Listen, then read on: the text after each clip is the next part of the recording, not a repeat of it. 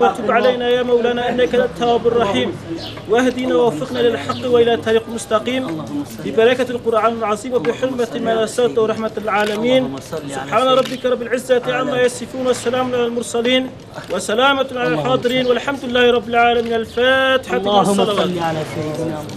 Bismillahirrahmanirrahim. Her sene Peygamber Sevdaları Vakfı'nın yapmış olduğu bayramlaşma merasimine katıldık. Burada sizin vesilenizle Peygamber Sevdaları Vakfı'na insanları bir araya getirdiği için, insanlar arasında bu ülfet ve muhabbeti oluşturduğu için teşekkür ediyorum. Yine sizin vesilenizle bütün İslam aleminin ve Müslümanların Ramazan bayramını tebrik ediyorum ve kutluyorum. Ramazan'ı geride bıraktık. Şu an bayramı yaşıyoruz. Ramazan ve bayram günlerinde ön plana çıkan bir atmosfer vardı ve biz o atmosferde şunu teneffüs ettik: iyilik yap, iyiliklerini artır, yapabildiğin kadar iyiliklerle yarış, kötülüklerden uzak dur, haramlardan uzak dur, yanlışlardan uzak dur.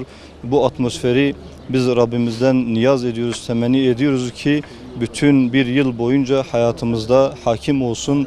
Bu duygularla, bu atmosfer içerisinde birlik ve beraberlik noktasını Müslümanların yakalayıp şu an üzerinde bütün belki art niyetli güçlerin, kafir devletlerin, emperyalist devletlerin art niyetlerini bozacak o birlikteliği ve beraberliği yakalamalarını temenni ediyoruz Rabbimizden. Benim doğum tarihim 42 doğumluyum. 76 yaşındayım. Bu sene gibi Siirt'te hayırseven, Ramazan-ı Şerif'te yemek yediren, zekat veren, milletine bakan, fakir fukaraya bakan, yaşım 76'dır, ömrümde böyle görmemişim. Allah var etsin. Siirt iyi bir ildir. Hayırsevendir.